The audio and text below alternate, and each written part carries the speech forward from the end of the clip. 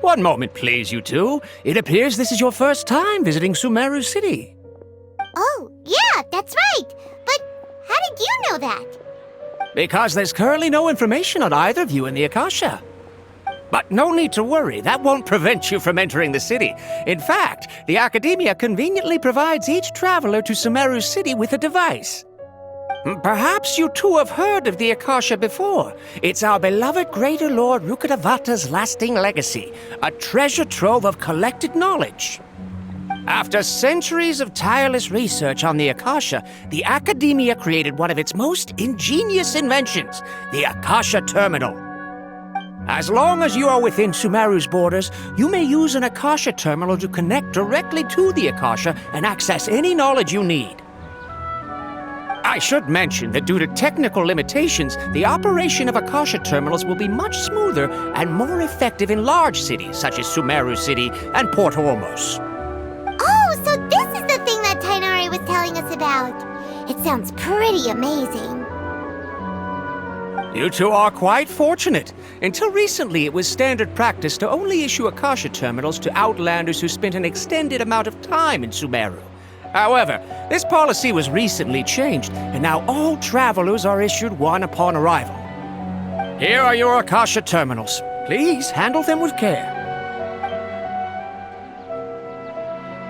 It kinda looks like a leash. To activate it, simply hold it in your hand and say the following phrase to yourself. May the mighty God bless us with their voice of wisdom. Oh! Since this little doodad lets you access knowledge, maybe we can use it to find a way to meet Lesser Lord Kusanali. Let's give it a try. Ahem. May the mighty God bless us with their voice of wisdom.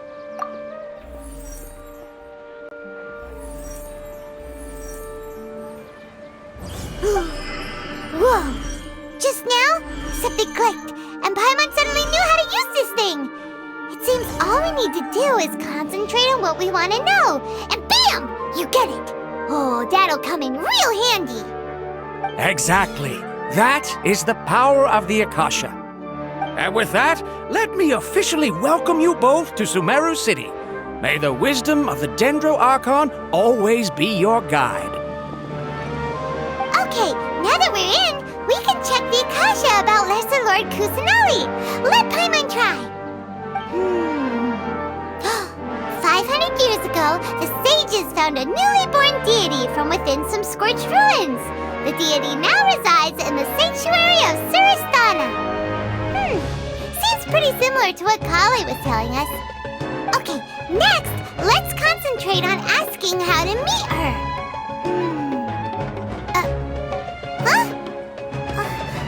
Paimon doesn't sense anything. She didn't respond to Paimon's question. Oh, come on! Ugh. Focusing on this question feels like when you have something you're trying to remember and it's on the tip of your tongue, but you just can't think of it. Ugh. Paimon's brain is exhausted. Oh, smart idea. But what are you going to ask it?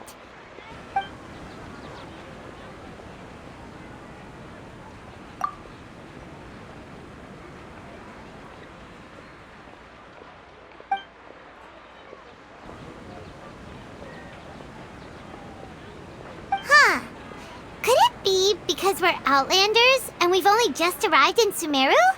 You know...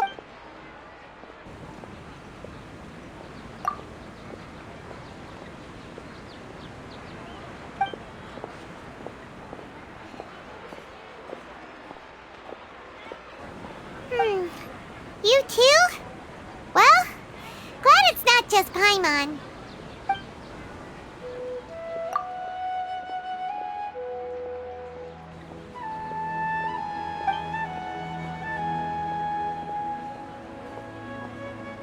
Uh-oh.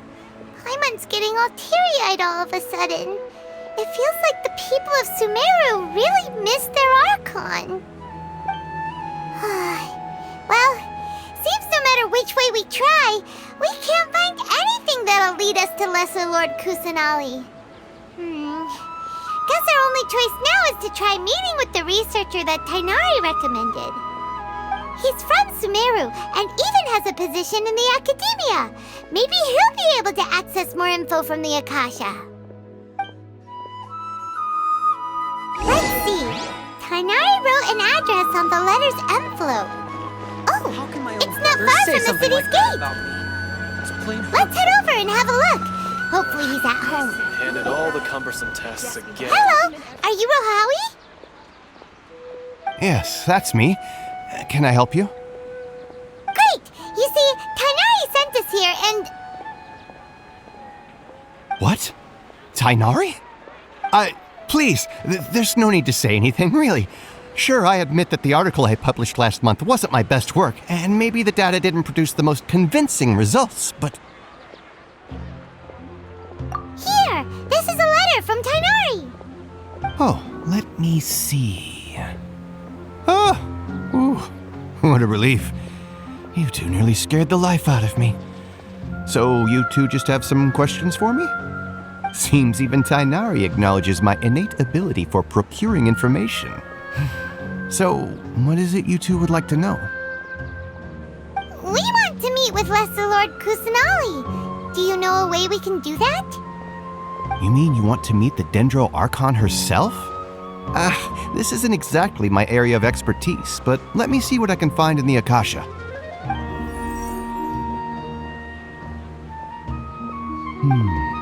Sorry, the Akasha didn't respond to my query. What? You too? But what about your abilities for getting information and all that? Paimon was sure you'd be able to access more info than we did. Well, as I said, this isn't my area of expertise. I am but a lowly researcher, so the Akasha doesn't see a need for me to know more about the Dendro Archon.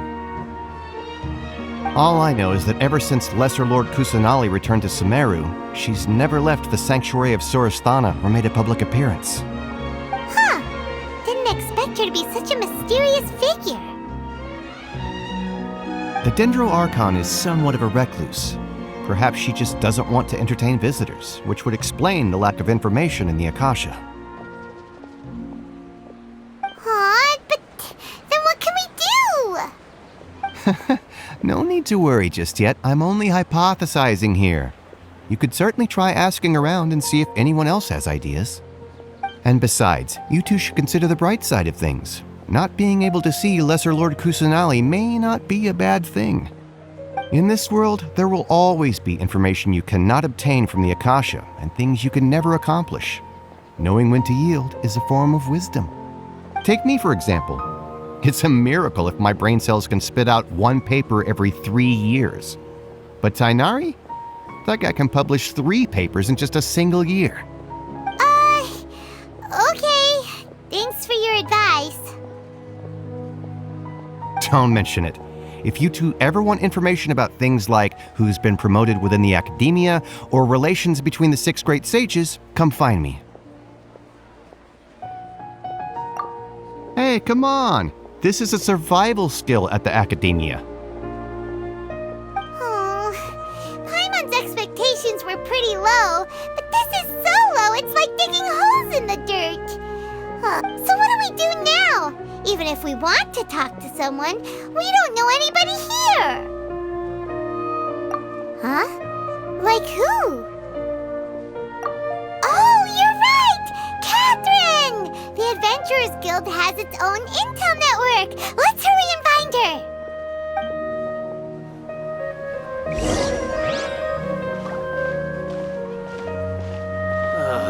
I've been handed all the cumbersome tasks again. Watch out for pickpockets.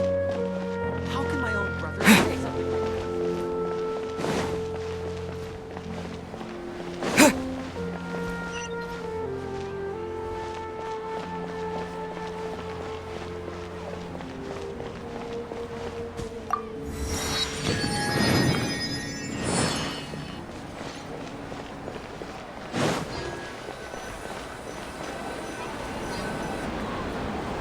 Astra Abyssosk.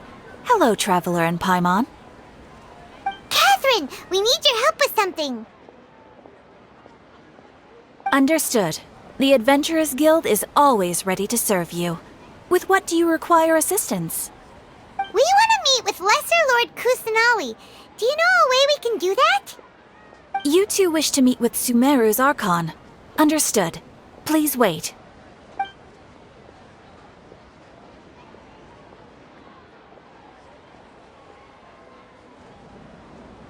I apologize, but I am unable to call up any relevant information in the Akasha.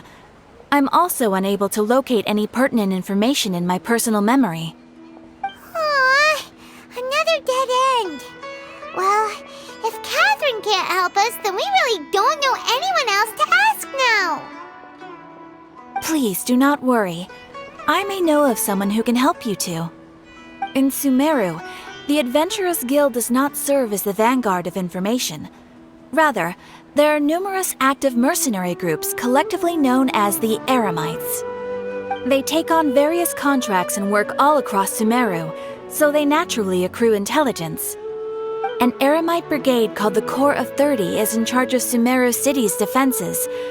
Not only are they the oldest brigade, but they are responsible for managing and coordinating the affairs of all other mercenary brigades. Corps of 30? What a weird name.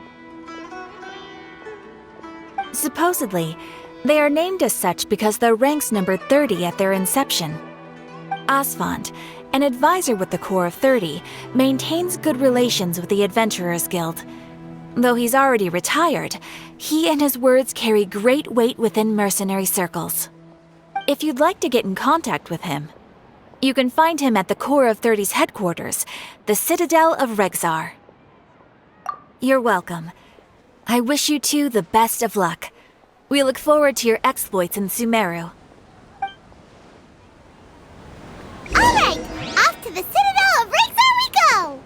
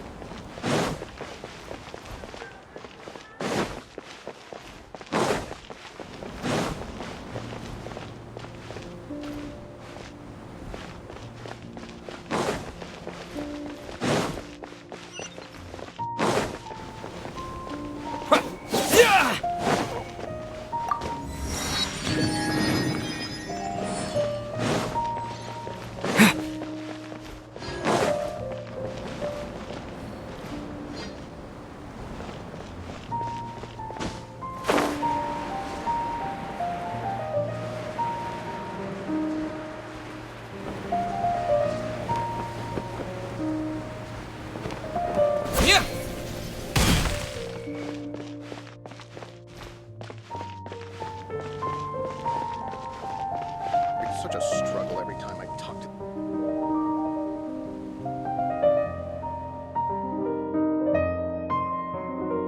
Welcome. The Adventurers Guild told me to expect you two.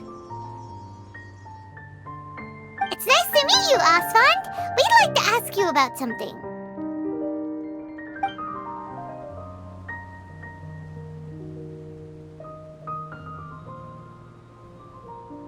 I see. So, Catherine's the one who sent you this way. Ha! It's true that the Eremites' network is vast, but even I can't help you meet the Dendro Archon. Wait, seriously? That's it? Afraid so.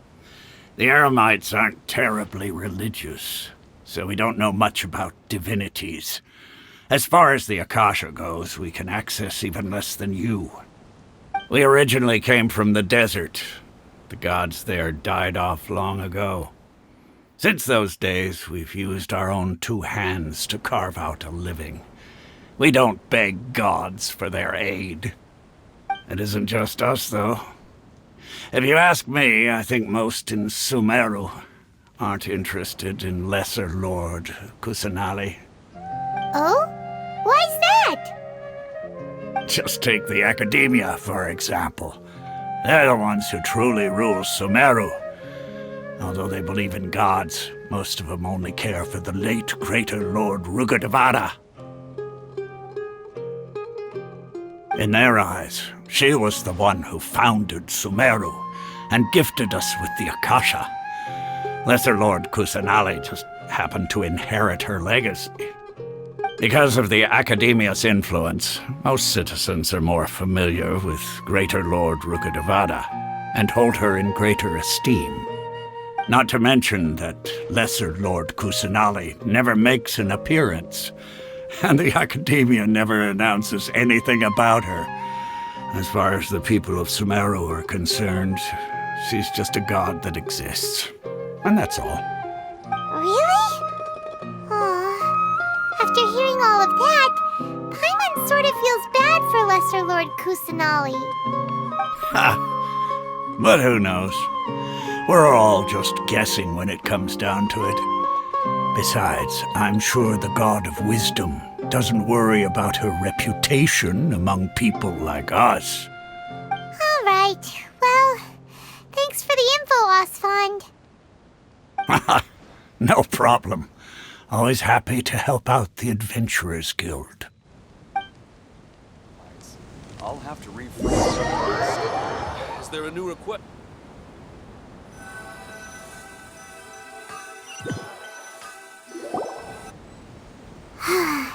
Seems Osfond was right about most people's attitudes here.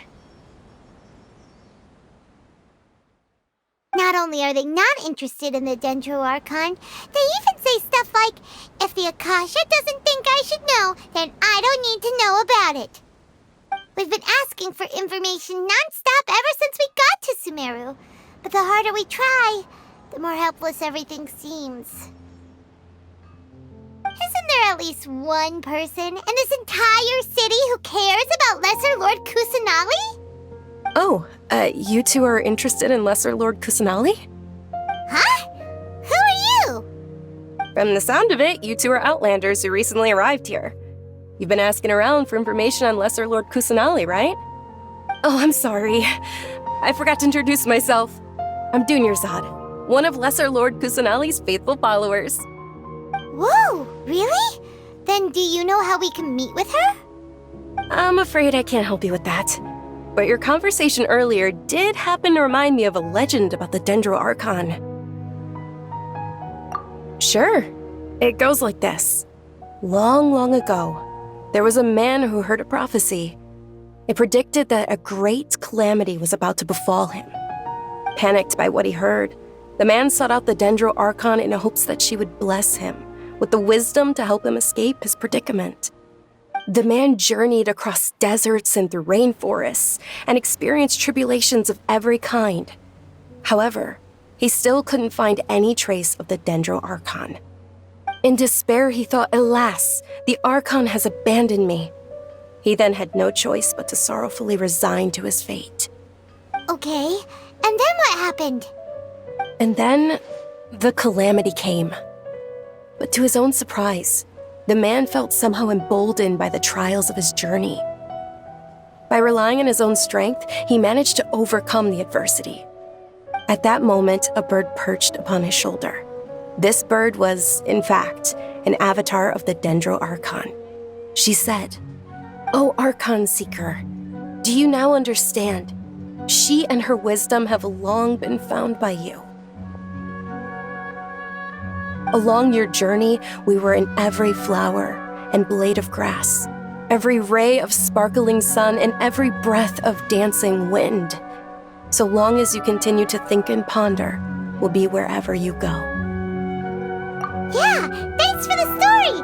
Paimon feels all warm and fuzzy inside after that. In a way, it seems like this story is also one of the Dendro Archon's avatars. Dunyarzad, since you worship Lesser Lord Kusanali, can you tell us anything else about her? Of course. So did you two know that,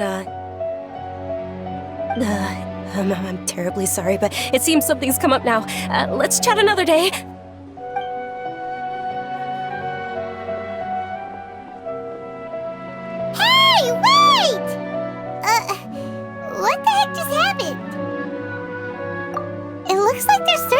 someone. Dunyarzad was acting super nervous just now. You think that... this stinks! We finally managed to find a lead about Lesser Lord Kusanali! We can't let them get in the way now! Let's see if we can get rid of them. Then we can catch up with Dunyarzad! Hey, have you two seen a brown-haired girl wearing a purple top and a long blue dress? We're looking for her. Did she have bandages wrapped around her wrists? Yes, that's her. Did you see which direction she went? Yeah, she went that way. Quick, after her!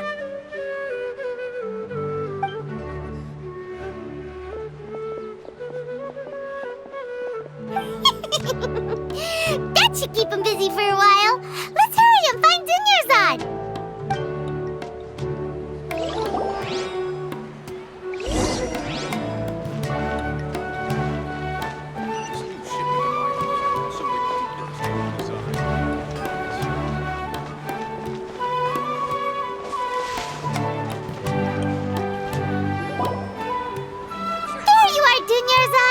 We thought you might have been long gone by now. Oh, it's you two. Oh, you startled me there. You can relax now. We threw those people looking for you off the trail. Really? Thank you so much. Unfortunately, I believe there's still more of them out there looking for me. Uh-oh, looks like there are some coming this way. Huh? More of them? Then what are we standing here for? Run! No, wait, my body isn't in the best shape. It's difficult for me to run. Okay, sounds good. There's a tavern on the other side of the port we can go to. They probably wouldn't expect me to hide in a place like that. All right, let's move out. Stay behind us. We'll keep an eye out for anyone looking for you.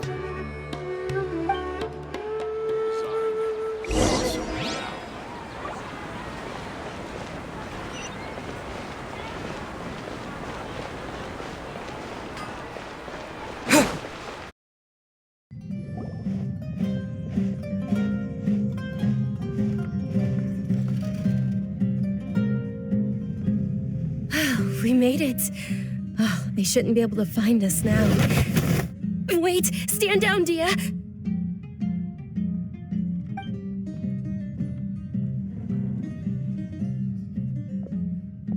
My lady, who are these two? They're travelers that I met on the street just a moment ago. They happened to notice that you were all searching for me, so they helped me hide. I see. In that case, you two should scram. There's nothing here for you. Wait a sec! Who the heck are you? And why are you shooing us away? I'm Miss Dunyarzad's bodyguard, here to see that she returns home safe and sound. My lady, let's get going. You've been gone for so long that your parents are worrying themselves sick. And if I refuse to go with you? It'd be easier for the both of us if you cooperated. But if you insist on not going, then I'll have to carry you like a sack of potatoes. Hey! Dunyarzad already said she doesn't want to go back. Why are you still pushing her? Stay out of this. You don't understand the situation. Sorry, my lady. Even though I'm your bodyguard, your parents are my employers. I have to answer to them. How much? Wait, what? How much more do I have to pay you to become your employer? So you never listen to my parents ever again? Double?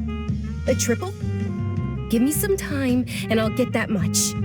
My lady, this isn't about Mora. I don't know what you think of us Eremites, but let me say this. I like Mora, but I'll never go against my principles. That's why I'm here looking for you.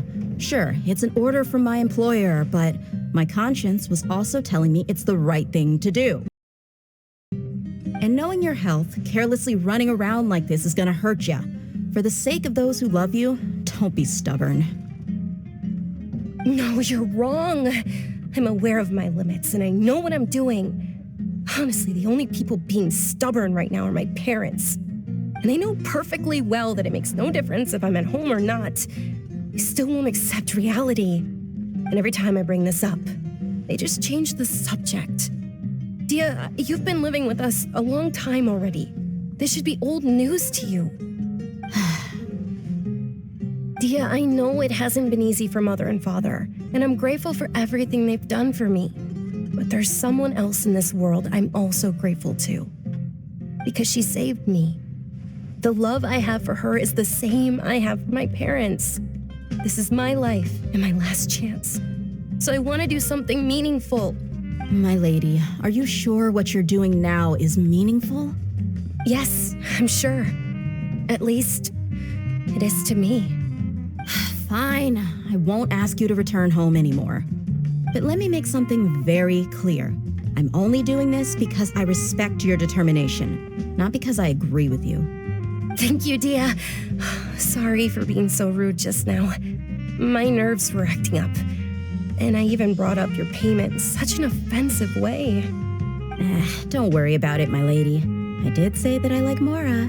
Besides, that's our next topic of conversation. Today's little excursion caused such a ruckus that every single bodyguard at the estate was deployed. It wouldn't be easy to hide things from your old man. Since this definitely won't be your last escapade, here's a little tip. You should at least make it look like your room and things are still in order when you leave. Also, you'll need someone to cover you for when you're out and about. So, I'll let you hire me, my lady. This way, everyone wins.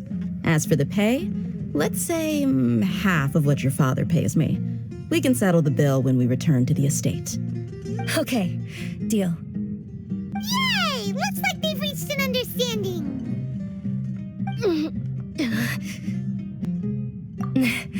I'm fine, really. I just feel a little tired now that things have calmed down. My lady, stop trying to look tough. We're already in a tavern, so let's rest up and grab some grub. I'm sorry for worrying you two. If you don't mind, I'd like for you to join us.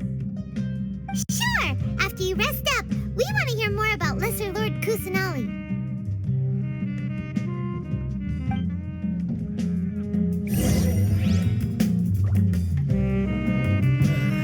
You just can't beat the atmosphere here.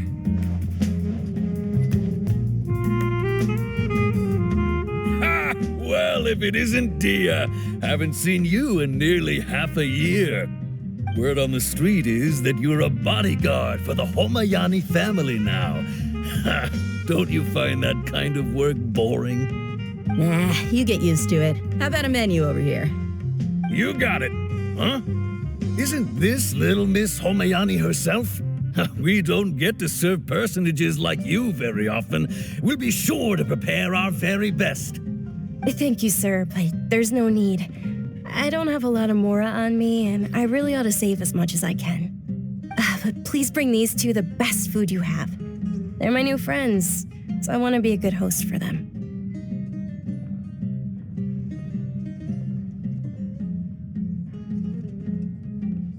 Yeah, we're already super grateful for everything you told us about Lesser Lord Kusanali. How about our coconut charcoal cakes? They're our signature snack, and they run cheap. Look, other customers over there are eating some now. They look kind of burnt and dry. Paimon will pass. Hey, come on! Paimon has personal preferences too, you know. Dunyarzad, we asked a lot of people when we first arrived, and almost nobody was interested in Lesser Lord Kusanali. So, what made you want to follow her? Well, remember when you asked me if I knew how to meet the Dendro Archon? Even though I don't know how, I think I've actually seen her before. Huh? Really? Yes, it was when I was a child. At the time, my illness had kept me bedridden for the better part of a year. I was stuck inside and couldn't make any friends, and my parents did their best to find treatments for me. But even then, the Akasha didn't have any helpful information. My younger self no longer had any hopes or dreams. One flare-up was so bad that I was in a semi-conscious state for several days. Then one night, I woke up alone in my room. I was terrified. My body was paralyzed. Even if I cried, there was no sound. At that moment, an ethereal voice spoke in my mind. Dunyarzad, don't be scared. You don't have to cry. Dunyarzad, don't be scared. You don't have to cry. Who are you? How do you know my name? How do I explain this? You might not be able to understand, but actually, I know everything about you. Really? Of course. I know that you're scared of thunder, that you hate taking medicine every morning, and that you love counting the petals on your mom's skirt. Wow, you really do know everything. Dunyarzad, is there anything you want? Want? Not really. I can't go anywhere or do anything. Huh? But aren't you a child? All children have wishes. Tell me what you want. Can you make my illness go away? Oh. I'm sorry. But I'm not powerful enough to do that right now. Then, can you be my friend? After that, the voice said, "Okay, I'll be your friend." Although my body was suffering during those days, that voice encouraged me and told me many wondrous things. Beyond my window was the flourishing Sumeru city. Beyond the city was a lush rainforest. And beyond that was the wall of Samiel, deserts, and all of Tevat. Once I finally made it through that bout of illness, I couldn't hear that voice anymore. I told my mother about it, but she said that I must have been dreaming. But I know that that voice wasn't a figment of my imagination. Before that, I had never heard of Tevat. Yes, for sure. If it weren't for that voice, I would have never grown curious about the outside world, nor would I have learned how to read and enjoy so many books. That voice sparked a desire for wisdom. It had to have been the Dendro Archon. I've been hoping for a chance to repay her kindness. In fact, I was running around today to help prepare the Sub-Zerus festival for her. What's the Sub-Zerus festival? It's Lesser Lord Kusanali's birthday, which was the day that she was found by the sages. It's actually an old holiday that originally celebrated Greater Lord Rukkhadevata's birthday. When she passed away, the holiday eventually became a celebration of the Lesser Lord's birthday. I heard everyone was overjoyed when they welcomed her back to Sumeru. In those days, the festival was a huge deal. But because of the Academia's influence, people have gradually lost interest in the festival. The Academia actively participates in Sumeru's many holidays dedicated to Greater Lord Rukkhadevata. But when it comes to the Sub-Zerus festival, forget any funding. They practically act like it doesn't exist. Maybe they see Lesser Lord Kusanali's birth as confirmation of Greater Lord Rukkhadevata's death, so they're reluctant to celebrate it. Aw, but that's awful. It is. It's absolutely terrible. Sure, the Greater Lord founded Sumeru, but hasn't Lesser Lord Kusanali been the one quietly protecting us for the past few hundred years? Just remember that we're still out in public. Don't get too carried away now. I know that people over by the Grand Bazaar still hold the Sub-Zerus festival to this day, but I hadn't met any of them before, so I was never able to contribute. But recently, I made a friend there who also follows Lesser Lord Kusanali. I gave her my savings because I want her to throw a wonderful festival this year. That's the least I could do for Lesser Lord Kusanali. Hold on, my lady. Does this friend happen to be Nilu, the one who sends flowers to the estate?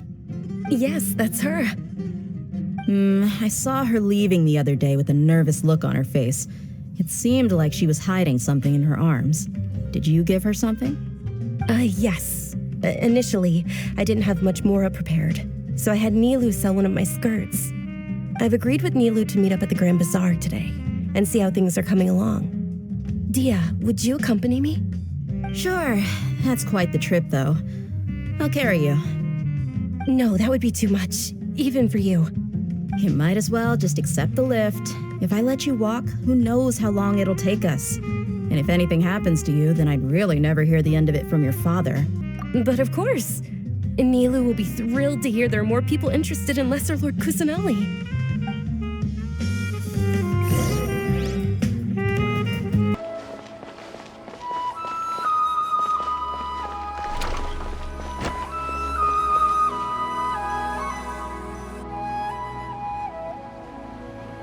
I've got great food and great drinks that everyone can enjoy. Sorry I'm late, Nilu. Oh, Dunyarzad. It was taking you so long that I assumed you got trapped at home, but you made it in the end. Uh-oh. But if Dia's here, that means you got caught, right? You could say that, but everything worked out. She's on our side now. Not completely. Oh, and who are these two?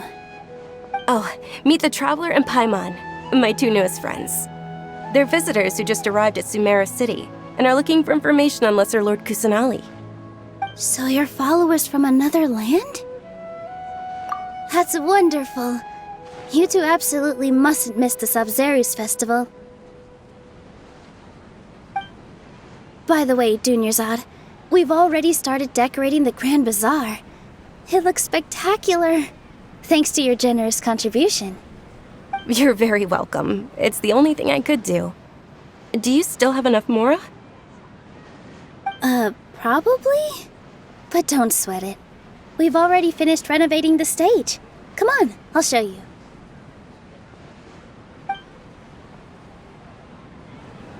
Food and great drinks that everyone can enjoy. Wow! This place is amazing! Not bad.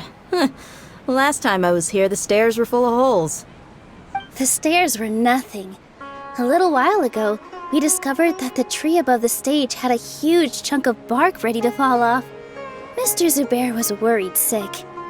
We reported it to the academia many times, but they never sent anyone to deal with it. We didn't want anything bad happening, so we were going to cancel all the stage performances. Oh, probably because it was the theater asking. The academia looks down on performers like us. They probably think it would be best if the theater closed down completely. We can't let that happen, though. Not only would everyone involved in the theater go hungry, but then we wouldn't be able to hold the Sabzerus festival anymore. Thank the Dendro Archon for Dunyarzad. But the more she gave us, we hired someone to patch up the tree, and we also gave the stage a much-needed makeover. The stage is going to be even prettier when it's festival time. I can't wait for you to see it. And I can't wait to see you on the stage. You've been practicing so long already. It's almost time for your dream to become reality. It's our dream. I'll do my best for the two of us. Nilu, what are you gonna be doing at the festival? She'll be dancing the dance of Sabzerus, the most important performance at the Sabzerus festival. Dunyarzad, have you told them the origin of this holiday? I only told them about the Greater Lord and Lesser Lord so far. Okay, then I'll tell you two about how this holiday came to be. According to legend, the Sabzerus festival was originally the Goddess of Flowers' birthday celebration for the Greater Lord. A long, long time ago, on one of Greater Lord Rukadevata's birthdays, her friends threw her a celebratory banquet. Some of the gods got drunk. One started playing music, and the Greater Lord started singing, so the Goddess of Flowers began to dance. As she danced upon the grass, countless beautiful parisaras began to bloom wherever she stepped. Those brilliant purple flowers became her dazzling stage. All the gods clamored, "Oh, if only time could stop at this very moment." Of course they did. When people mention the gods, they always think of the Archon War. But Sumeru's gods also had happy times. Although they aren't around anymore, They're preserved in our tradition of dance. This outfit I'm wearing is apparently based on how the goddess of flowers looked. Though we're just tiny people compared to the divine, we still have to do our best to make sure that the birthday girl feels loved on her special day. Nilu, you of all people will definitely be able to convey our well wishes to the Dendro Archon.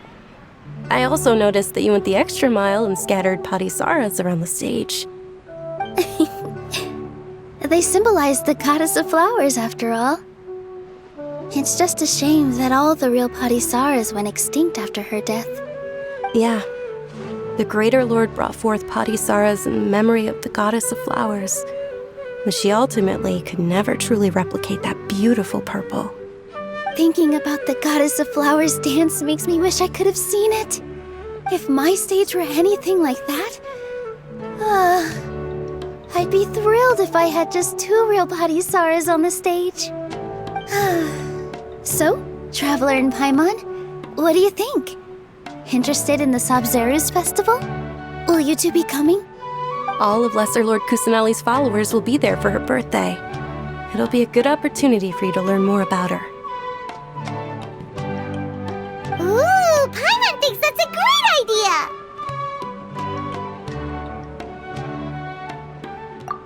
Of course Paimon wants to watch. Those 2 things aren't mutually exclusive, you know. So how about we all attend the Sabzeruz festival together? Dunyarzad, let me show you which stage decorations we've picked out so far. Traveler and Paimon, if that doesn't sound interesting to you, then feel free to explore the area. Everyone at the Grand Bazaar loves Lesser Lord Kusanali, and we're all looking forward to the Sabzeruz festival. In that case, we'll take a look around.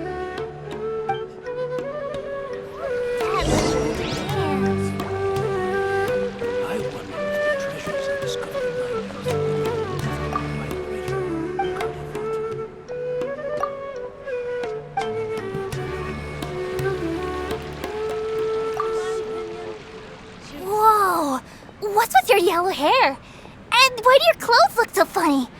Are you an outlander? Did you know that the Sabzeruz festival is about to happen?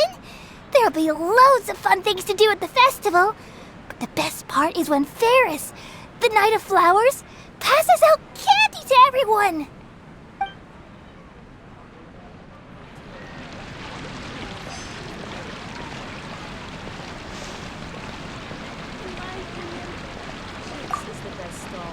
Huh. Revamping the stage for the festival couldn't have been easy, that's for sure. I bet this year's festival will be one to remember. I don't know much about the Grand Bazaar, but I do know that the residents here have a penchant for song and dance. 2 things that the academia doesn't particularly approve of. Oh, and the perfume sold around here is a lot better than what you'll find elsewhere. The fragrances are longer lasting and they're gentler on your skin and... I mean, that's what I've heard at least.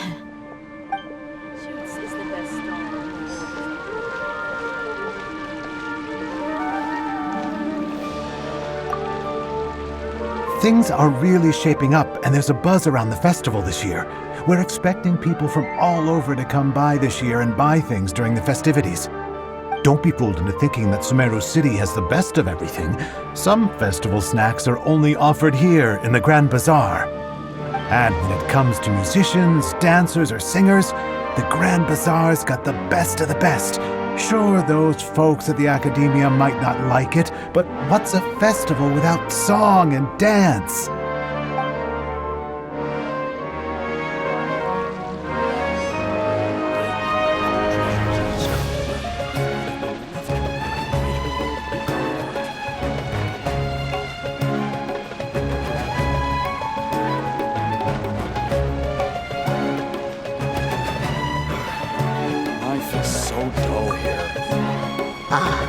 Dancing at the Sabzeruz festival. You know, I also danced when I was younger. As a child, I even asked my grandmother why we performed the dance for the Lesser Lord when it was originally done to honor the Greater Lord. My grandmother said that Greater Lord Rukkhadevata is a beloved deity and honored by all.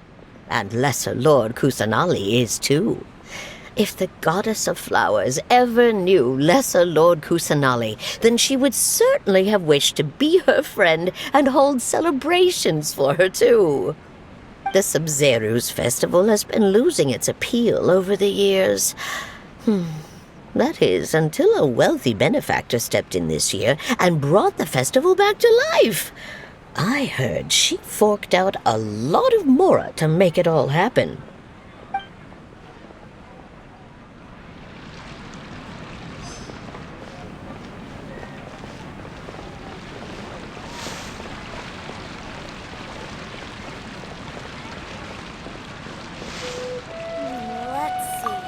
Milu, your outfit looks amazing. There's also something different about you from when we first met up. I thought I'd add a little extra pizzazz to my dress for the festival. See? Wow, did you sew all that yourself? Uh-huh. Sewing is a fundamental skill for everyone in the theater company because we make all our own costumes. Did you know that Mr. Zubair not only can make costumes, but props too? I've noticed that you can't keep your eyes off that crown over there.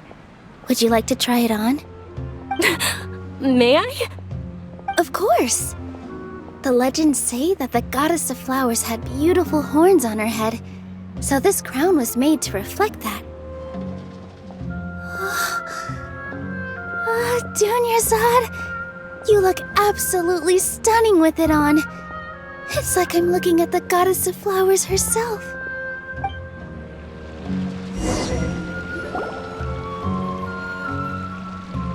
Hey! Is that who Paimon thinks it is? It looks like Catherine.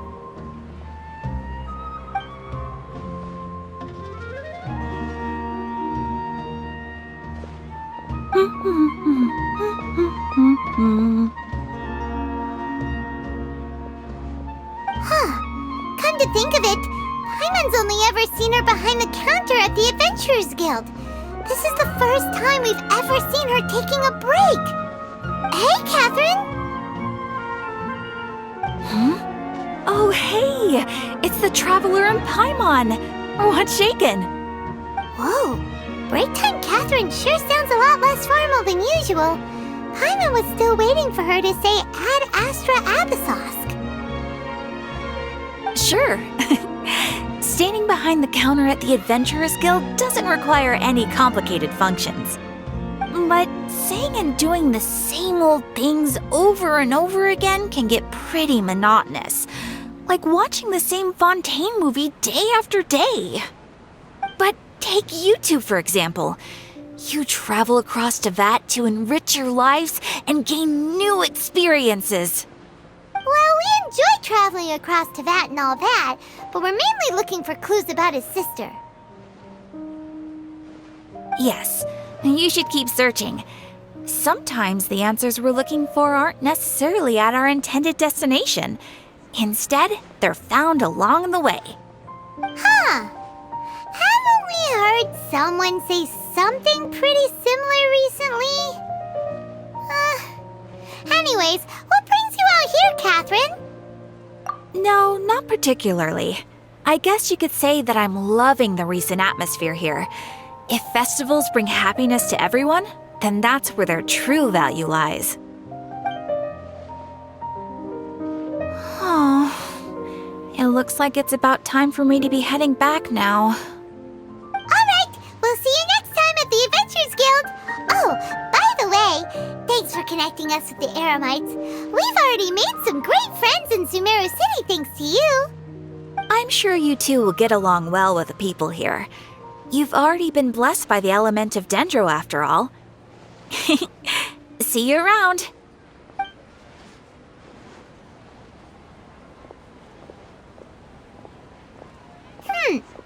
There's something really different about Catherine today. Hey, Traveler. Paimon. Oh, hey, Dia. What's going on? I've got something to tell ya. My lady knows you're looking for ways to meet Lesser Lord Kusanali, and she's been trying to come up with a way to help you.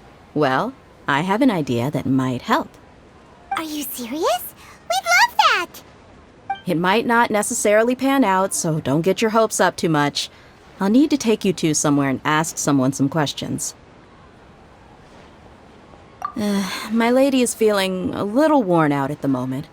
Nilu's found a place for her to rest. After I take my lady home, let's meet in front of the Citadel of Regzar. Sounds like a plan. Let's head over to the Citadel of Regzar and wait for Dia. I've got great food and great drinks that every item I sell comes with its own.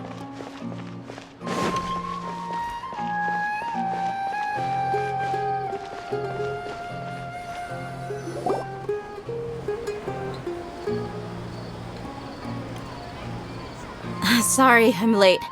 It took some convincing for the master and mistress to believe that Miss Dunyarzad was only sitting in the port for a while because she was in a bad mood.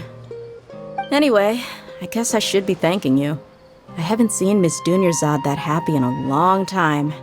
If it wasn't for you two, she probably would have been caught and dragged back much earlier. You sure sound a whole lot nicer than when we first met, Dia. Who would have thought you had such a soft spot for Dunyarzad? It's called being a professional. I'm a bodyguard, and I work for whoever's paying. Look, Dia's blushing. Listen, you two. I don't expect to be working for Miss Dunyarzad very long, but I hope to finish things on a positive note if possible. Let's cut the chit-chat and head into the Citadel. We'll see if the person I know has a way for you two to meet with the Lesser Lord.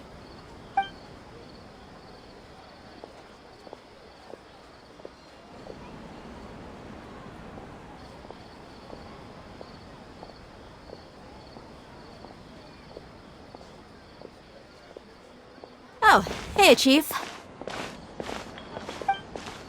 Ha, Dia! What are you doing here?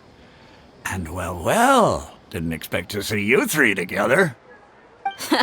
I take it you all know each other already? Mm-hmm. We met this morning after the Adventurers Guild pointed us to Ozfon for more info. No kidding. Huh. So, where's Ruksha? I thought I'd help these two out by asking about the theft. Anything you can tell him? Ruksha's gone over to the Academia. The Grand Sage recently ordered Sumeru City to begin bolstering its defenses, so people from all over have been called back to the city. Since you've already mentioned the theft, I suppose I might as well tell him what we know. Appreciate it, Chief. Theft? Sorry, what the heck are you guys talking about? Just recently, the Academia lost something, and there's a chance the item is connected with the Dendro Archon. This case might just somehow help you in meeting her. I suppose that's one way to look at it. But if you ask me, the case is more about the Academia than anything else. Let me fill you in. The Academia recently sent a convoy to pick up an important package from Aru village. Word got out, and the convoy was robbed on its way back. The Grand Sage took the whole matter very seriously. Not only did he dispatch the Matra, but also enlisted our help in the search for leads. All we know so far is that whatever was stolen is currently in Port Ormos. You two have heard of Port Ormos, haven't you? It's the largest commercial port in all of Sumeru. You can travel there by leaving Sumeru City and heading south along the river. The Academia's grip isn't long enough to reach all the way to Port Ormos, so the city's a little more laid back, meaning the population's also a mixed bag. You never know who you'll meet there. Apparently what was lost has a great deal to do with the Akasha, knowledge, and even the gods. I'm afraid I don't have any other details for you, though. If you're interested, maybe you could head to Port Ormos and ask around yourselves.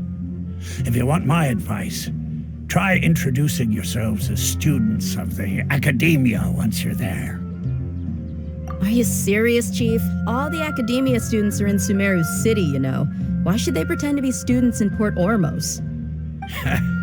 If you're also interested, just go there and see what happens. Count me out. I've got plenty of work to do here for the Homayani family.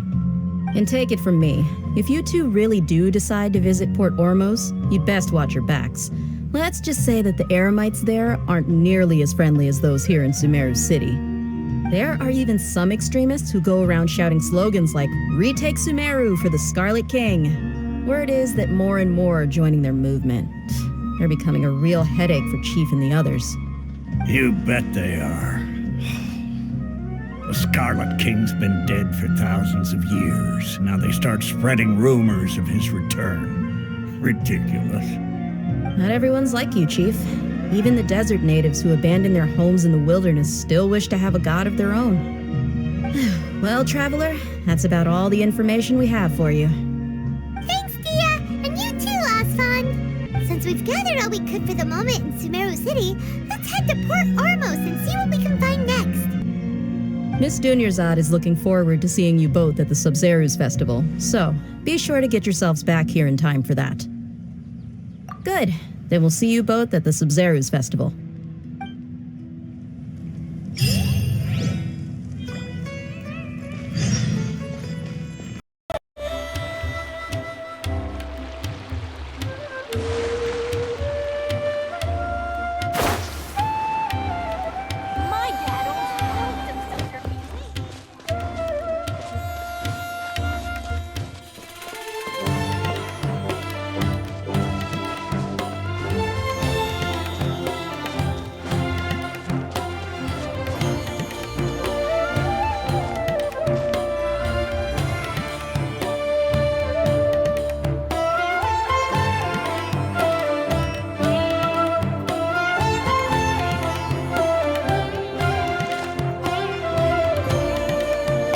Come and have a good look yourself. Traditional spices of the highest quality, made with pride and experience. You've got a deal. I can't thank you enough for always looking after my business. Believe me, I'm not making this up. Several Eremite mercenary groups are nearly in open conflict, but does the core of 30 care? And that's not all. Did you know that... Wow! Talk about hurly-burly! This place is busy! Guess that's only to be expected for the largest port in Sumeru. Maybe it's because of what Dia told us earlier, but Paimon can't seem to shake the feeling that there's also danger lurking in these crowds. Ooh. Let's get our bearings so we can start looking for leads. We know that whatever the Academia lost is related to the gods. But other than that, we don't have much else to go on. Asfan told us to try posing as Academia students while asking around. Paimon checked the Akasha on the way here, and the Academia doesn't seem to have any research facilities in Port Ormos. Paimon doesn't get it. Won't we look even more suspicious going around saying we're Academia students and asking about the stolen item? Well, given all the people that come through here every day, if there's any information to be found, Paimon bets we could find it in the market. Let's ask around and see what we come up with.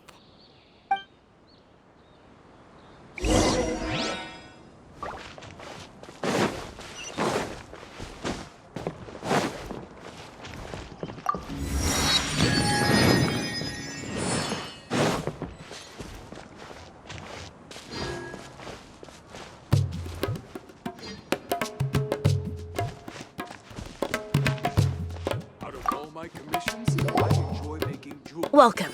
Welcome. How can I help you two? Hi there. We would like to ask you a question. Do students from the Academia ever come to Port Ormos?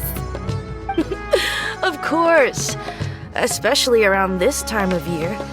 Students from Sumeru City that are about to graduate often come to Port Ormos to cut loose a little. Many people often talk about how hard it is to get accepted into the Academia, let alone graduate. But those who finish their studies and go on to become full-time researchers at the Academia have it even harder.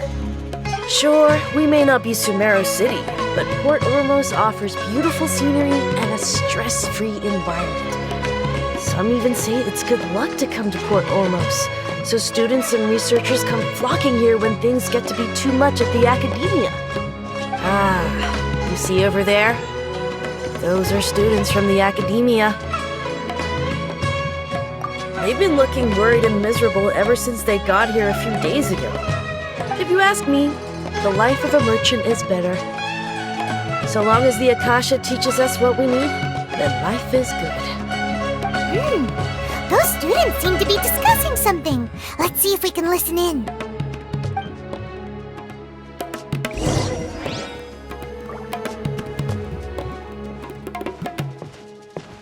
Out of all my commissions, I enjoy making jewelry for newlyweds. It's no good.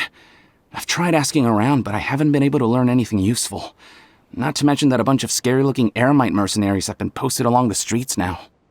There's been a lot of fighting between the different Eremite factions in Port Ormos. If we choose to move on our own, then it would be wise to steer clear of them. Especially the group that's constantly shouting some stuff about the Scarlet King and some resurrection. I've even heard that the Citadel of Regzar is starting to get fed up with them. What was that group called again? Ein something or other? They're called Ein El Akhmar. Today, I heard that the thing we're after might be in their possession at the moment. Wait, come again? Don't you see? Many of the Eremites in Port Ormos deal with trading this kind of thing. They're usually pretty wary of outsiders, but not so with students of the academia. It's because the kind of goods that students are looking for aren't the kind of goods that Eremites are after. As long as they know you're a student, then deals can be made. I've heard that Ein al-Hakmar likes to set up shop at the Jafar Tavern. Supposedly, if you're willing to part with 500,000 Mora, they'll give you info on anything. Wait, did you say 500,000? If information alone costs that much, then how could we ever afford to buy what we're looking for? I guess we might as well give up on trying to graduate this way. I wouldn't worry too much. Our field of research is very niche. Who else could possibly be after that kind of shady knowledge? I bet it's practically worthless to anyone aside from us. Well, I guess that makes sense. Then the only thing left for us now is to find a way in. Why don't we all just pool our money together and pay for the information? Whoa! Did you hear that? A niche field of research and shady knowledge? It all sounds pretty suspicious to Paimon. Is knowledge something people just buy and sell like that? So, what's our plan?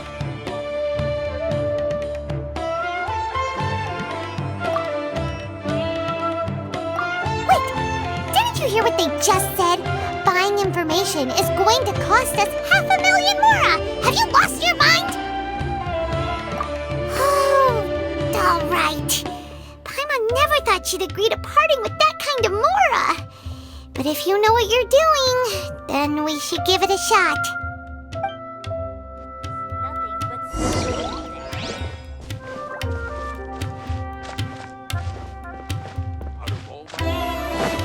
There, my friend. Fate must have brought us together.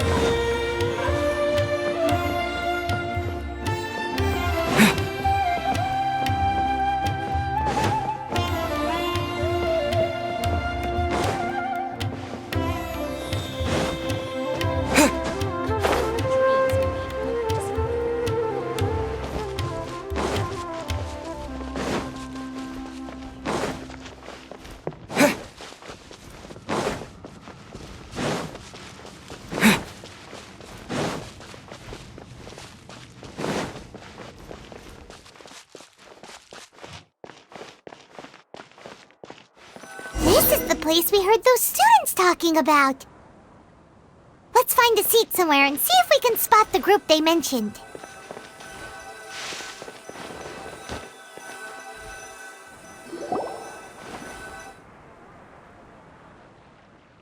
Oh, you've arrived. Please, take a seat.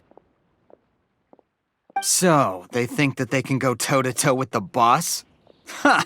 Once we reclaim the power of the Scarlet King, they'll be the first that the boss punishes. They're nothing to be afraid of. Our main rival now is the Caracal Battalion. They've also amassed a significant amount of Mora this time, so we mustn't underestimate them. How can the Caracal Battalion compete with the boss when they're nothing but a bunch of money-grubbing opportunists out for a quick Mora? Yeah, with Boss's fervent devotion, he'll be able to use this power to bring our god back this time. All these guys talk about is the Scarlet King, so they're probably the ones we're looking for. Greater Lord Ruka Devata. That traitor and her followers must not be spared. The day will come when the Scarlet King exacts vengeance on Sumeru, and all of them shall be punished. Yeah, Paimon was wondering what they meant too. We should ask about that if we get the chance later.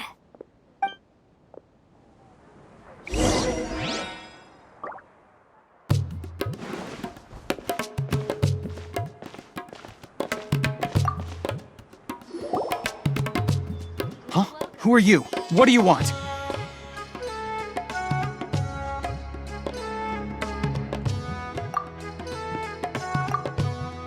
A student?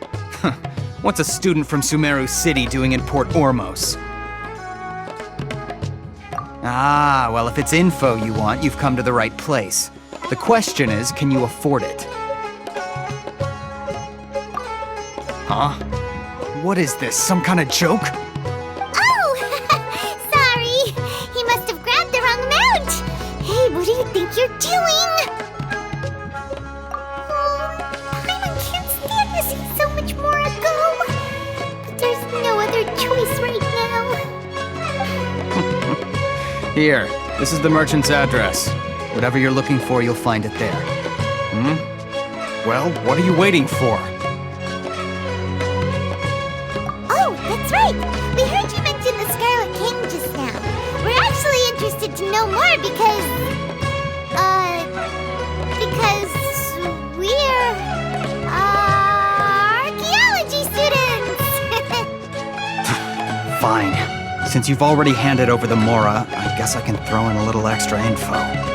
As you can see, members of Ain al-Ahmar are devout believers of the Scarlet King. Years ago, the Scarlet King founded the great desert nation that was our homeland. It was an advanced civilization, far beyond anything you'll see in present-day Sumeru. The Scarlet King was the rightful god of wisdom, but he was betrayed by a companion he trusted. She even stripped him of his title, God of Wisdom. So, you mean the traitor was... Greater Lord Ruka Devata, yes! That shameless wretch destroyed the Scarlet King's civilization, and our ancestors were forced to flee to this land where we were made to suffer the tyranny of our enemies. Furthermore, she conspired with the academia to cover up the truth of her actions, and create the merciful and benevolent facade for which she is now known. Ugh, just thinking about it sickens me! But the story doesn't end there, oh no. The Scarlet King isn't truly dead.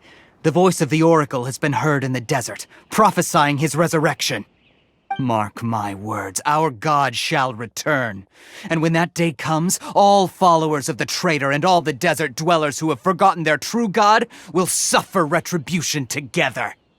If what I'm saying makes you shiver with fear, it might not be too late for you to become a believer of the Scarlet King.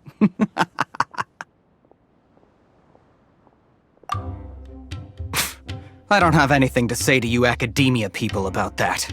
I think this conversation has reached its end. Not just yet. This man is a fraud. Huh?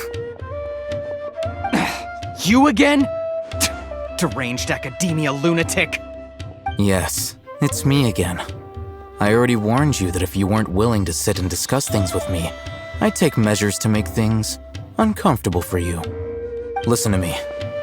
That address he gave you is fake. Or at least, you won't find a merchant waiting for you there. This group has been boasting all around that they can provide information on a certain item as a means of luring people into their territory. Once you show up, they keep up the act until they have hard evidence that you want to purchase said item. Then they use that to squeeze you for all the Mora you're worth. Hey! Shut it, Alhaitham! What are you playing at, trying to ruin our business like this, I told you the other day. I wish to discuss my terms with your boss. Ha! The boss made it perfectly clear that he won't negotiate with you. Yes, and in no uncertain terms. But that was then. It does not preclude him from changing his mind in the future. I'm warning you, don't push us, or this could get ugly. We don't usually get rough with people from the academia because it just complicates things. For a lunatic like you, though, we might just have to make an exception. If you're suggesting that we escalate this from a verbal exchange to a physical one, I accept. After all, even the Archons used war to negotiate the ownership of Teyvat. If, on the other hand, we can't agree on any means of negotiation at all, then I'm afraid my next course of action will sting a little more than the mere falling through of a few business deals. I will jeopardize the Eremite's reputation, which I know you value above all else. I am quite confident that if I began to take such action, your boss would willingly approach me himself. However, I fear that by then, some things will have happened that cannot be undone. Also, a word of advice. I suggest you tell your boss exactly what happened here today. Otherwise, he might blame you for not telling him in the future. What did you say? Consider this. Have I ever failed to follow through on my word in the past? This guy is really out of his mind. Okay then. If you really have a death wish, let's meet a week from today. The pier in front of the Pharos Lighthouse, 4 o'clock in the afternoon, sharp. Don't expect us to hold back. Not so fast. First, you return the 500,000 mora to them.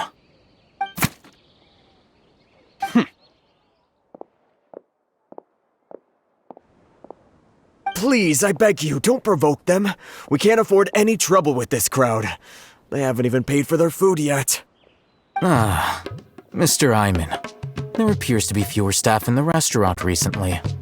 This wouldn't happen to be because they're all busy spreading the word to the students, would it? Well... Someone who chooses to do business with a group like that really can't afford to get so flustered the instant someone confronts them about it. Consider the meal compensation for our silence. I'd say you're getting an excellent deal. Whoa, did you see that? He not only got us our mora back, but sent the Amorites running too! Plus, he seems to know a lot about what's going on around here. Let's catch up with him and ask some questions! He went that way! After him!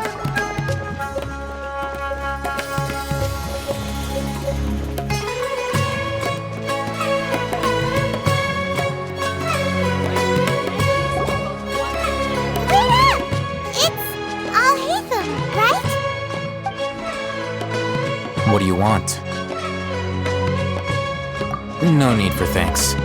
My goal was to get to them, and you two gave me just the opportunity I needed. We're even. Oh, I advise you to keep your distance from them. Since they weren't able to make off with your mora in the end, they might harass you again in the future. All right. Goodbye. Hold your horses! We still have something to ask you about! Since you tore through their scam right in front of them, you must know the real story about certain something, no? Who exactly are you two? And why are you inquiring about that? A student. Right. Look, you should know that those thugs conducting business with you had nothing to do with your lie. Huh? Oh, yeah! He's really strong!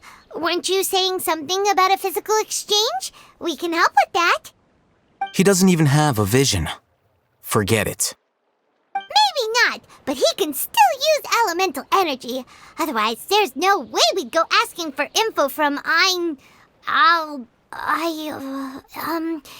guys like that. Those hot-headed thugs are definitely gonna bring a lot of backup for your next meeting. Even if you don't go alone, you won't regret taking us with you.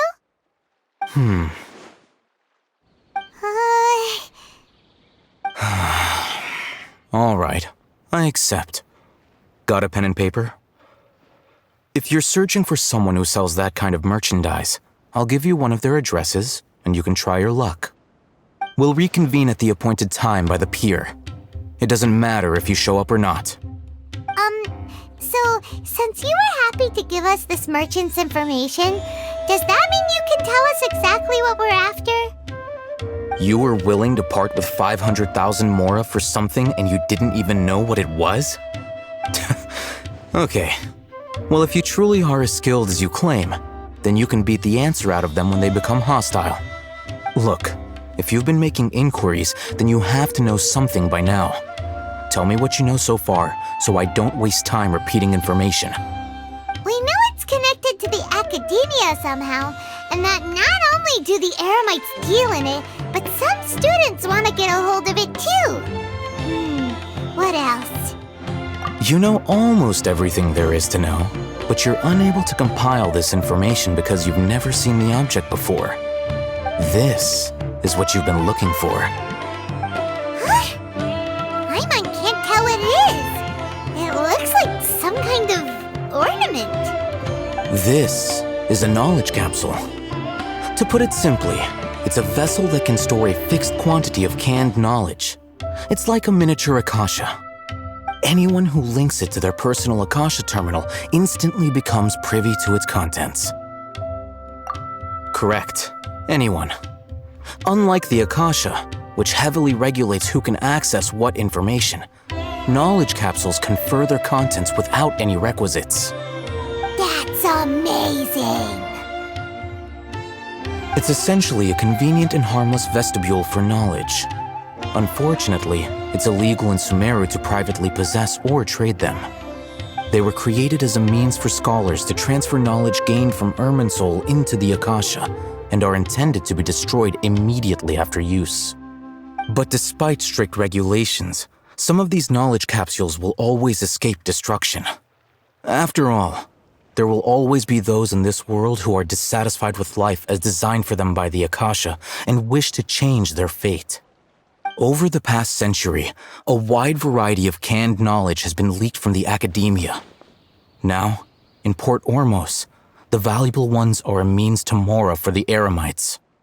Meanwhile, those which the Eremites deem to be useless to them occasionally prove useful to the common citizens and hapless academia students. Well, I think that about sums it up. Oh, so that's your true objective. With our current arrangement, I don't believe I can offer an answer. You're still resolved. Fine. Let's talk somewhere with fewer people.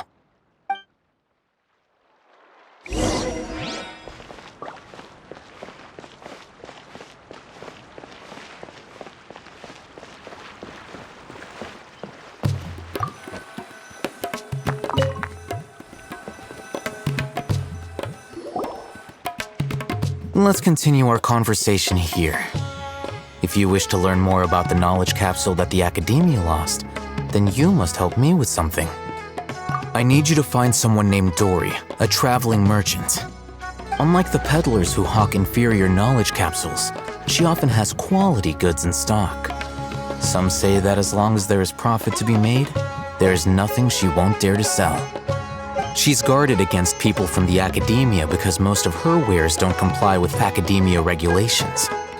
I think she blacklisted me. I met with her informant, but it soon became clear that they had no intention of letting me get any. Become one of Dory's customers and earn her trust. This is my condition for further collaboration. Why do you want us to meet with her? Until you complete this task, you don't have question privileges. Fine. So how do we go about doing this? You two are outlanders who haven't been here for long, so Dory should view you as safe clients. I'll give you the informant's address and their contact password. Beyond the password, though, I have no way of knowing what other tricks she might have up her sleeve. You'll have to improvise. This is kind of nerve-wracking. The true challenge begins after you meet her. She has a keen nose for mora and a shrewd eye for wares, and she only likes customers who she deems to have good taste. I'll prepare some funds for you. buy her highest quality wares, and earn her approval. But we only just saw a knowledge capsule for the first time! We don't know how to tell which ones are good and which ones are bad. That's true. Have you two heard of elemental sight? Oh? That's a surprise. Guess I'll have to hold you in higher regard. Anyway, that ability should resolve your issue.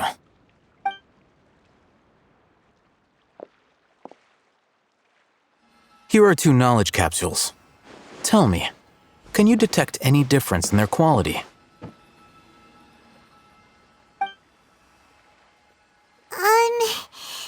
They look the same to Paimon. Try inspecting them with elemental sight. How'd it go? Did you see anything? Rumor has it that higher quality knowledge capsules generally appear brighter when viewed through elemental sight. That's because knowledge originates from Irminsul, the root of Dendro power itself. The more powerful the knowledge, the richer it is in Dendro energy. However, some canned knowledge with a high concentration of elemental energy is of little use in contemporary times, so those capsules are of little value. Using elemental sight is merely a stopgap measure, but it should suffice for earning Dory's trust. That sounds pretty impressive. Here's a sheet with the informant's location and contact password, and here is the Mora for purchasing canned knowledge. Don't be cheap. You'll need to spend to catch Dory's eye. If there's any Mora left over, just keep it. Oh, and be sure to exercise some caution. There have been Matra present in Port Ormos lately. Your efforts will be for naught if they catch you. Matra? They belong to the Academia's regulatory body. They also handle cases of illegal canned knowledge transactions. Like I said, the Academia has banned both their trade and possession. The Matra are razor sharp. You're in for nothing good if they lock their sights onto you. If you two want to back out, now's the time. Okay, then we have a deal. If you succeed in your dealings with Dory, come find me at the Wikela Funduk. We'll have an open discussion then. Looking at what Alhaitham wrote, Dory's informant is a traitor near Old Ormos. Let's follow these instructions and try to get in contact with him.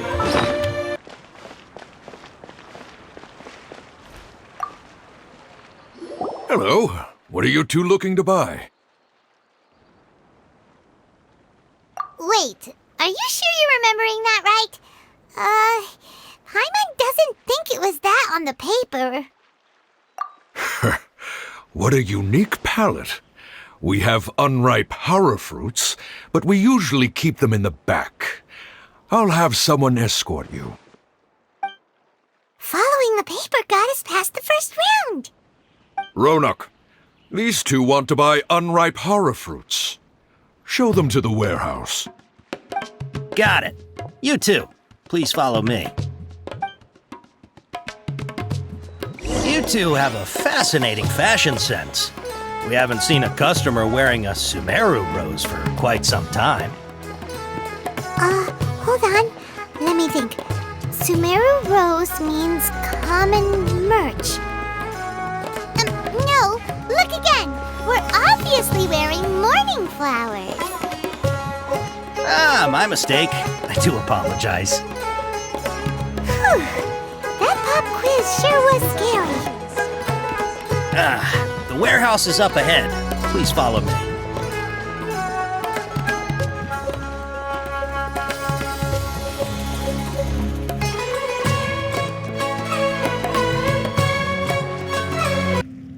Before I retrieve your products, I need to confirm a few things. Please forgive me, but we may not have sufficient stock for you today. Earlier, many of our hara fruits were taken by mice. Thanks. If better goods come in, you'll be the first to know. You look like you have some skill. Why don't I pick out some fruits that'll make you dizzy?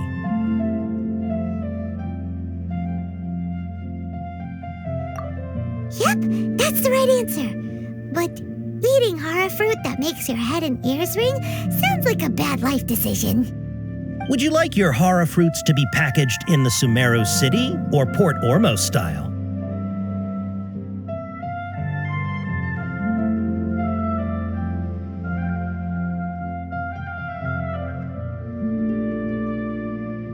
Wow, you two sure are generous customers.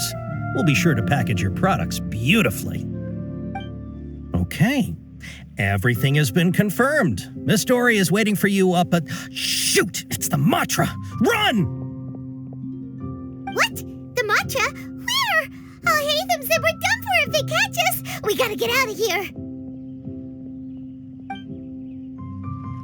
We don't know this area, so let's follow that informant.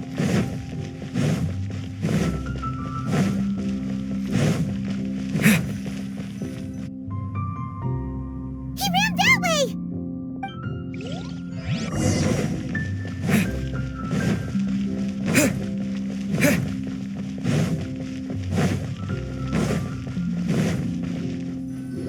Look, he's over there!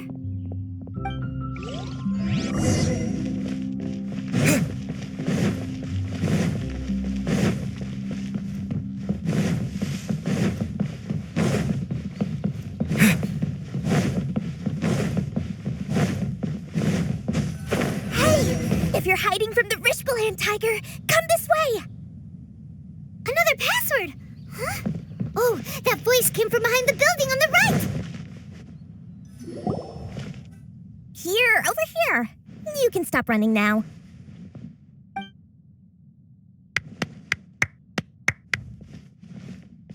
So you were the one who was calling out to us just now. But, are we definitely gonna be safe here? These two good customers wish to buy some horror fruit, Miss Dory. And if there's nothing else, I'll just excuse myself. Oh, very good. Thank you. Huh? Wait, you're Dory? Paimon sure thought you'd look a whole lot scarier. Hey, what are you trying to say, Princess Pea-Brain? I can be scary enough when I need to be, believe you me. If you don't watch what you say, then you can forget about doing any business. But it seems you two have actually done pretty well so far. Not only did you manage to find the informant, your reactions were also pretty sharp. You don't really look like criminals or anything, but I bet my Mora that you've been involved in some shady dealings, haven't you? Paimon's not sure if that's supposed to be a compliment, but we'll take it. I can't risk doing business with people who start huffing and puffing after just a few paces, no matter how much Mora they might have. Not only will they get caught by the Matra, but they'll also get us into trouble. As decent folks trying to run an honest business, we don't need any of that. Wouldn't you agree? So that's why I prefer to have customers like you. It's your first time here, but don't worry, I won't ask too many questions. Even if you wish to buy enough knowledge capsules to decorate your house with, please knock yourself out. As long as you have lots of round, shiny Mora, then we're all good. Ah, yes, of course, of course. Go ahead, help yourselves. Voila! Wow, she has a trove of canned knowledge. Whew. She'd probably be in serious trouble if the Matra caught her with all this. What kind of products do you seek, my dear customers? Don't worry, I'm not interested in your reasons for buying. I can, however, offer some suggestions. Take this one, for example, an analysis of the sociological ideology and dialectics of the Hilichurls. Only 3 people in all of Teyvat have ever studied it, making it extremely rare. It's on sale now for 350,000 Mora. Yeesh, who would want to be an expert in that topic? Or how about the architectural styles and construction methods of Teyvat in the early Archon War period? With this one, you can become an expert in historic architecture preservation and find an excellent, well-paying job in nearly any nation.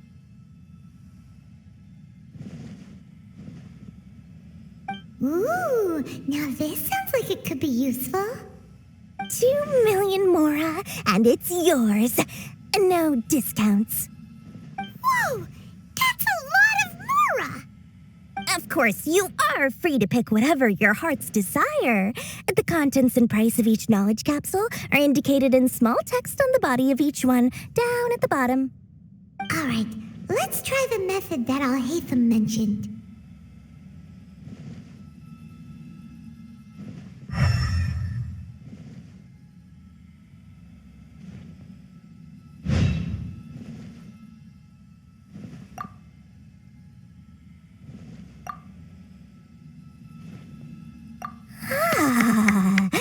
You've really got a good head on your shoulders, and quite the eye for quality. We'll take these, please and thank you. My, oh my, you are blessed with a taste for both the exquisite and the extravagant. Customers like you are a rare breed. 1 in 100. No, 1 in 1,000 even. Listen. I have a special offer for you two. If you spend just 100,000 mora more, you can pick any knowledge capsule of your choice up to a value of 1 million mora. Say what now? Hey, did you hear that? Spend another 100K and we get a capsule worth a whole million!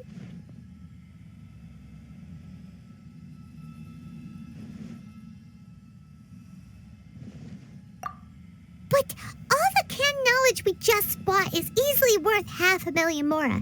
If we spend just a little more, we can get something worth 1 million mora. Isn't that a fantastic deal? Think about it. We've gone to all this trouble to get this canned knowledge. And so far, everything we bought belongs to Alhaitham. Aren't you even the least bit curious about how this whole canned knowledge thing works? We're talking instant knowledge here. Don't you want to try it yourself?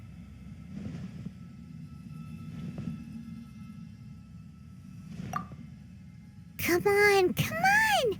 We still have around 100,000 of Alhaitham's mora left, so let's put it to good use by finding something useful for you. Ahem, you've got a deal, Dory! We'd like to spend an extra 100,000 mora. Excellent! Then please, select from this fine collection of canned knowledge over here. Hold on a second. Paimon thought we could choose whatever we wanted. Why can't we choose the ones from over there? Oh, but my dear customer, the knowledge capsules over here are worth 1 million mora each. I'm sure discerning customers like yourselves will be able to find something to your liking. Please, take your time. Uh-oh, Paimon has a bad feeling about this. Let's use Elemental Sight again to check these.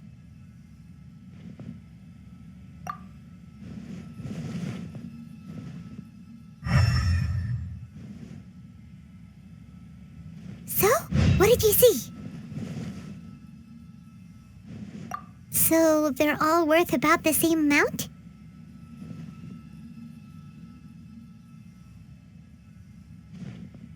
Well, anyway, the mora's already been spent, so let's at least try to find something useful.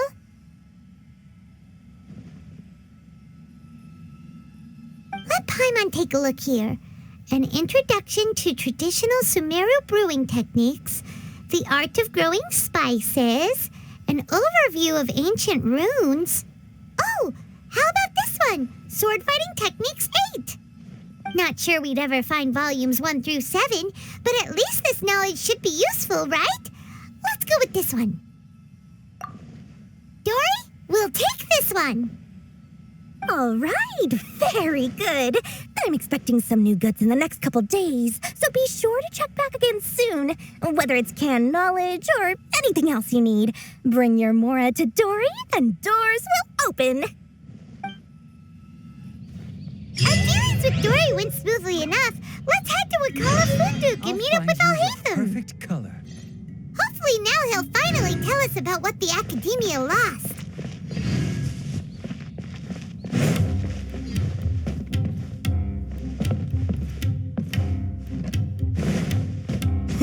True history is sometimes even more exciting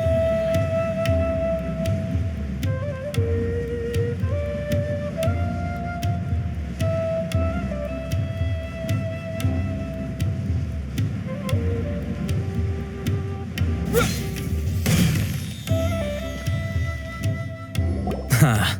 You two made it. And from the looks on your faces, you were successful. Whoa, there's so many people from the Academia here. Why would you pick this place as our meetup spot? Well, Wakala Funduk is under the Academia's control, so naturally the Academia has people working here. I came to Port Ormos under the pretense of conducting official business. You're a pretty daring guy. Relax. No one here is interested in anything we say, and the Matra won't come here. Okay now, tell me how your encounter with Dori went. Okay, we did what you asked. So, can you tell us about the knowledge capsule that the Academia lost now? Before that, I have to ask, why are you two so intent on tracking it down? You don't have to answer, of course. Yeah, he just wants to meet the God of Wisdom and ask her about something important. We've been in Sumeru for a while now, but we still haven't found a way. When we heard that the Academia had lost something that might be related to the gods, we came here in case it turned out to be our lucky break. In that case, you're on the right track. A short while ago, the Academia lost a knowledge capsule in the desert. It's supposedly a divine knowledge capsule. Use it, and you'll gain the wisdom of the gods. Wow, there's really such a thing as that?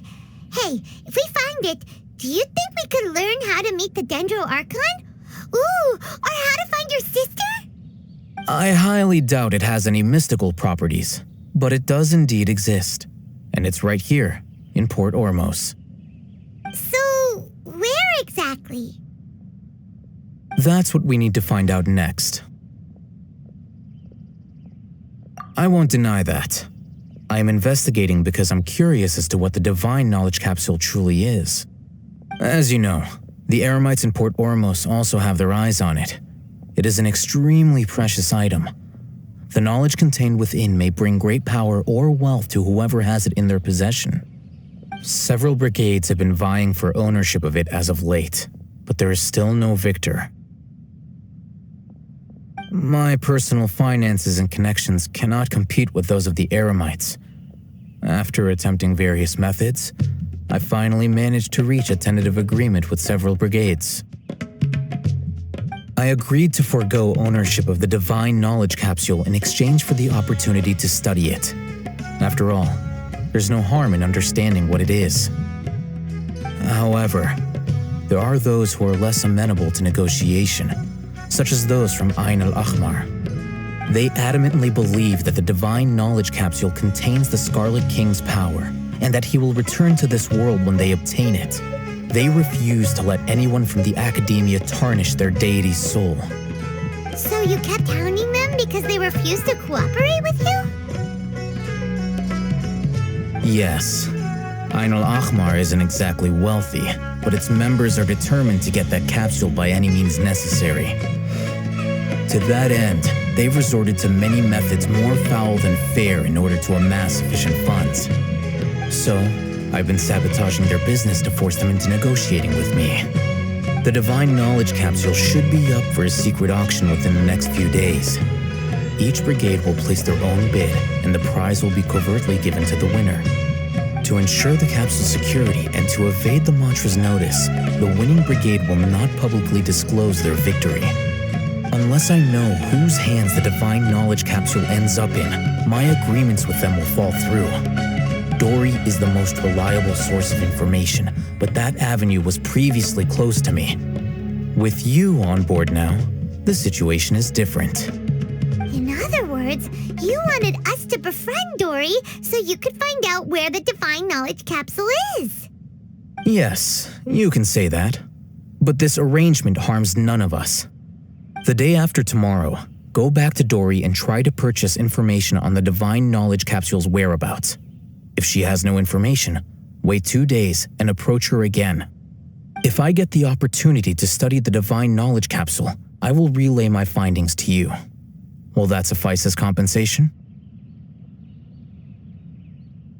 Okay, then we'll meet up in 2 days. Alhaitham, before you go, we actually bought a knowledge capsule for ourselves, but we're not sure how to use it. You two want to try using a knowledge capsule? Sure, I can teach you. Doing so right under the Academia's nose is a bit problematic, though. What do you say we head to the outskirts of town?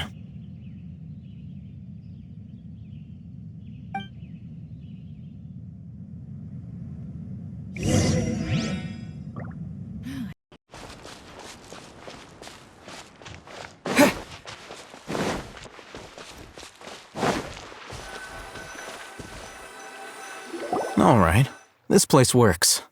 Show me the capsule you purchased. Here. Sword Fighting Techniques 8. Huh. A combat class knowledge capsule. This class is something of a rare find these days, since most have been taken by the Eremites to augment their battle capabilities. Really? Ah, yeah, what a great buy! If you want to determine the efficacy of this capsule, I can evaluate your combat ability. However, effects will likely be minimal if you already possess a high amount of strength. We can conduct a controlled experiment where you fight 2 battles, one before using this knowledge capsule and one after. While you fight, we can use an Akasha terminal to monitor your various physical parameters. There may be variances in your physical strength between the 2 tests, as well as a disparity in your opponent's abilities. But don't worry, I'll run statistical analyses afterward to mitigate any confounding effects. Wow! Alhaitham! You must have been one of those guys at the Academia who got top grades on everything. Paimon's curious about something, though. You definitely weren't one of those students who needed canned knowledge to graduate from the Academia, right? So why are you risking getting caught by the mantra for this capsule? When you are unable to understand a researcher's actions, most cases can be attributed to curiosity. This is but one theory. Sounds like you're trying to avoid the question. All right, let's begin the test. Just fight as you normally do.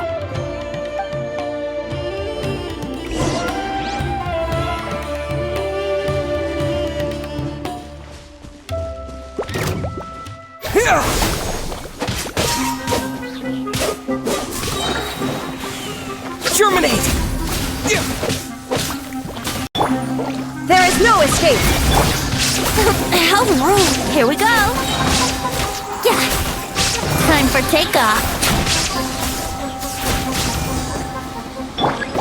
Propagate!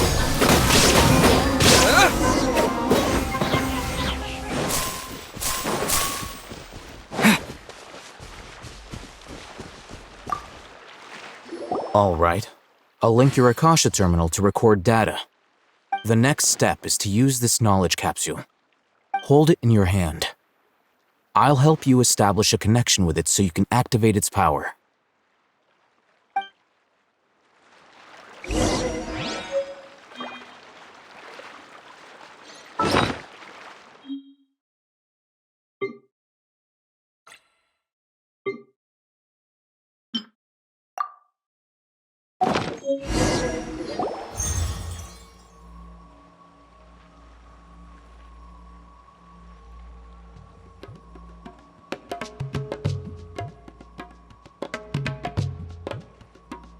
Hey, how are you feeling? You mean that it worked? All right. Time for round 2. Fight with the same composure as before.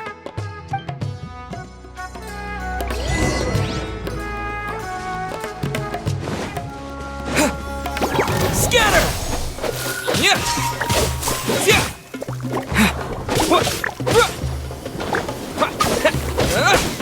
Propagate!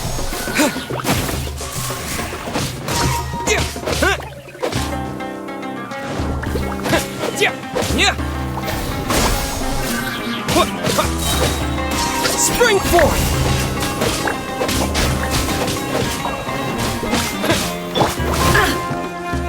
Now you shall perish! Shine down! Scatter!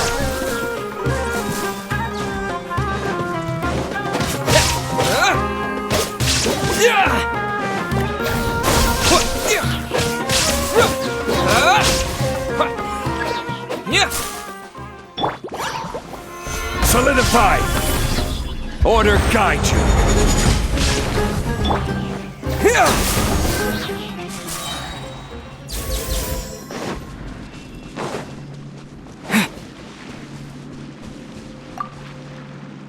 Now, I'll start recording data again. Alhaitham, how's it going? Well, the knowledge capsule you purchased did improve his combat capability.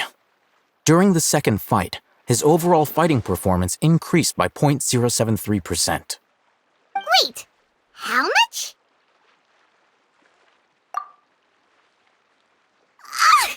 Dori's such a jerk! She totally scammed us! 1 million mora? This thing isn't worth a tenth of that amount! Of course, this could be because he is so powerful that the capsule's contents were unable to produce a substantial increase. At the very least, this test allowed me to gain more insight into you two. Our deal seems increasingly worth my investment. I'm heading back to Ikela Funduk. I await your response in 2 days' time. This is Mora for when you ask Dori for information. Pay her as much as she requests.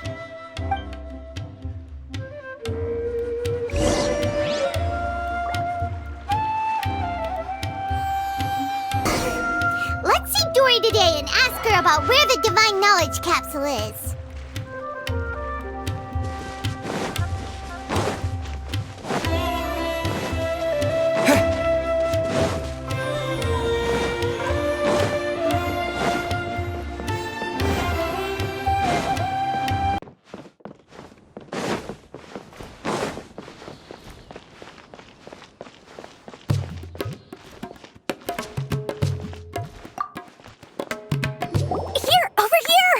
Welcome back, my loyal patrons. What can I do for you this time? You name it. Can knowledge, supplies, or anything else you need. I'll find a way to get it. Where there's a waterfall of Mora, there's a way. Can you really get us anything we want? Anything at all? Aha! So it appears that canned knowledge alone is no longer sufficient for your opulent appetite. Then please, oblige me. Tell me what you have in mind. Oh! I knew customers with pockets as deep as yours would undoubtedly crave something more profound than ordinary canned knowledge. But you know, that kind of information isn't going to be cheap. After all, I had to work really hard to weasel my way into the auction site. Not to mention that if anyone found out that I was the leaker, I would be in big, big trouble. But how can we be sure your information is accurate? Paimon's curious. How you just happen to have this kind of info the moment we need it? Because to me, anything of value is what I consider to be my supply. Therefore, I must always be aware of what's hot on the market in order to secure more sales. As for the information's authenticity, well, you've no need to worry about that. I used a camera to take a picture of the transaction. That way, no one can dispute it. It's always a pleasure doing business with such sterling patrons. Now that you've paid in full, here's the scoop. The Divine Knowledge Capsule was purchased yesterday by a certain Misery, the leader of Ain el-Ahmar. Ain el-Ahmar? You mean the Eremites who worship the Scarlet King? Ah, so you're already familiar with them. The group has done everything in their power to obtain the Divine Knowledge Capsule. After all, they believe it contains the power of the Scarlet King. That Divine Knowledge Capsule is unlike any other canned knowledge I've seen before. It was glowing bright red. The capsule is clearly visible in the picture I took. You can look for yourself. Thanks for the info, Dory. Please, it's my pleasure. It's all thanks to discerning customers such as yourselves that my efforts yesterday were not in vain. Please, don't hesitate to contact me if you ever need anything else in the future. Mora for Dory opens doors. This makes sense. Well, we figured out where the Divine Knowledge Capsule is. It turns out it ended up in the hands of Ain el-Ahmar. Let's head back and talk to Alhaitham. Trust me, I'll find you your perfect color.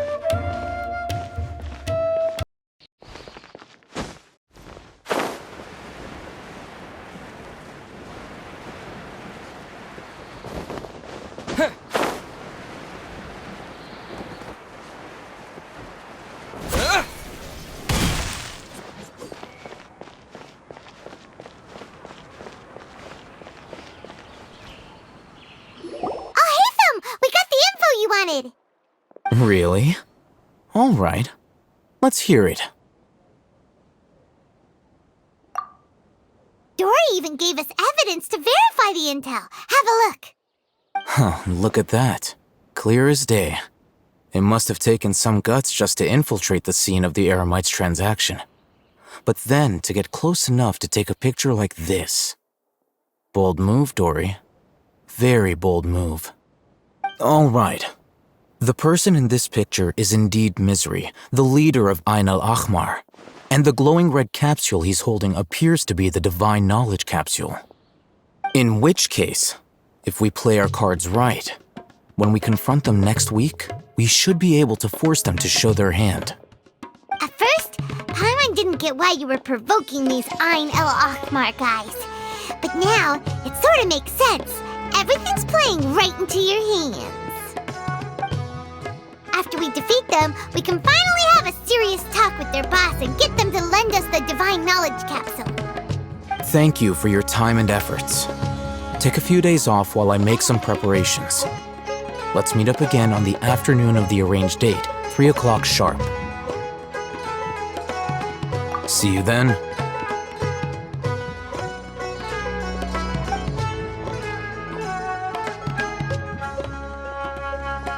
Alhaitham sure is taking his time.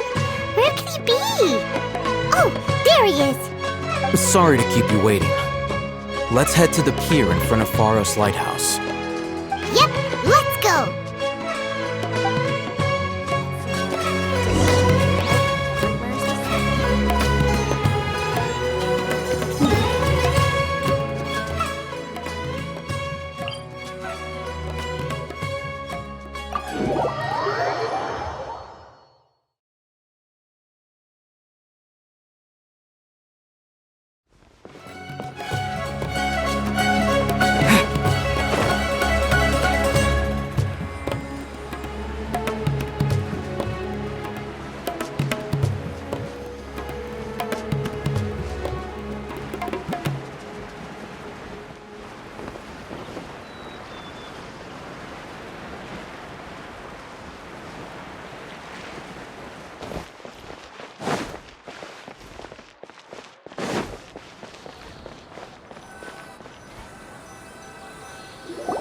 Alhaitham. I knew you were crazy, but I didn't know you were crazy enough to actually show up. It was I who demanded that these negotiations take place. I was more worried that you might go back on your promise. But to your credit, it appears that you're sticking to your word. This is turning into quite an occasion. I also brought some backup. I assume you don't mind. Backup? Aren't you the brat from the restaurant the other day? You've come to support this lunatic because he helped you out? Fine, your funeral. I'm not going to mince my words. Once we're done with you, you'll be nothing more than fish food. Get 'em, boys!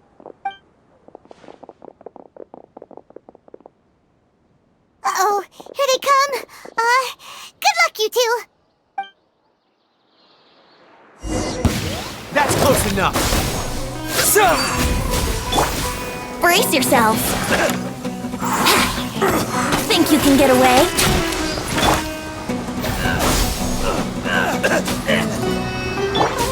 Illusion shattered! Scatter! What?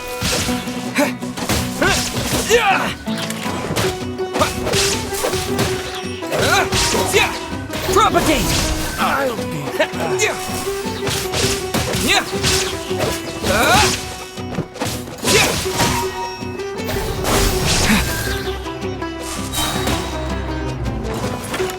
I'll be back.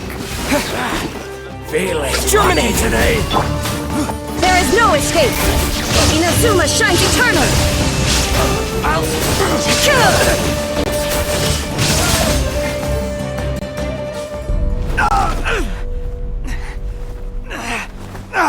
Academia scum!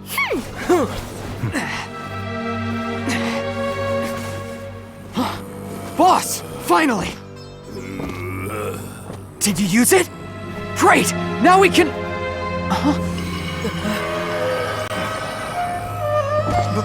Boss? Boss!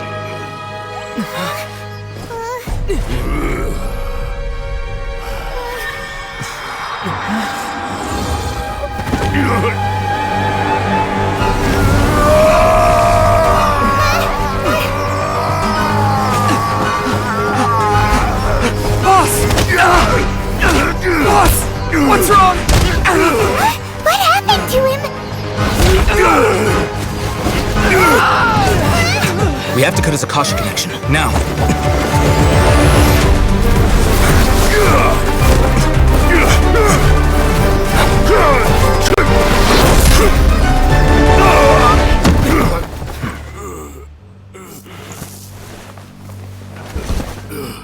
Target acquired! Arrest him!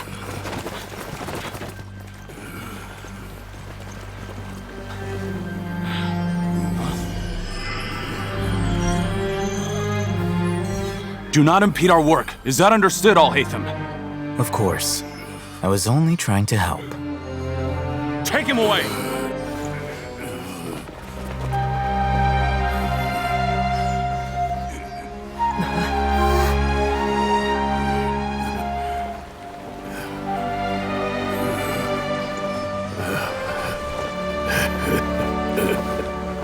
World, forget me.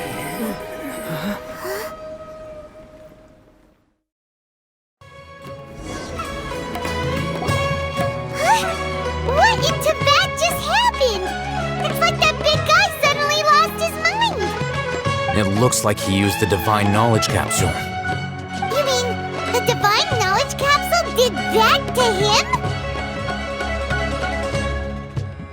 Oh, yeah. You mean how some researchers go insane after getting knowledge from Irminsul? I've heard of numerous incidents of researchers in Satyavada life going insane. The state that man is now in suggests that this is a similar situation. This Divine Knowledge Capsule does appear to be linked to the gods, but beyond that, it doesn't seem anything like the rumors suggest. Possessing it doesn't grant you divine wisdom or power. Did you hear what he said? World, forget me. What could that possibly mean?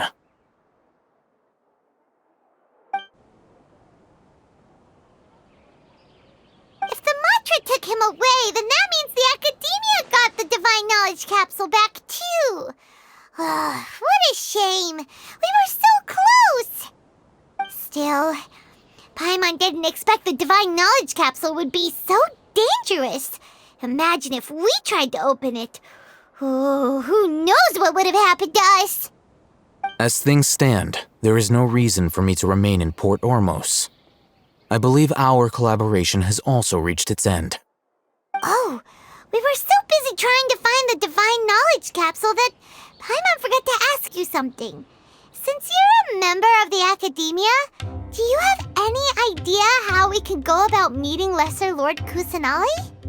Truthfully, I don't. Lesser Lord Kusanali appears to exist outside of Sumeru's entire administration. Most of the time, you wouldn't know she exists at all. Moreover, since the Academia possesses the Akasha, a symbol of our deity's wisdom, scholars have no reason to desire to make contact with the deity herself anyway. Everything about Lesser Lord Kusanali is such a mystery! I'm heading back to the Academia. How about you two?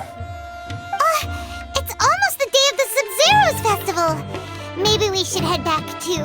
We've been rushed off our feet over the past few days, so maybe a little rest and relaxation will do us good. Then we'll part ways here, Alhaitham, until we meet again.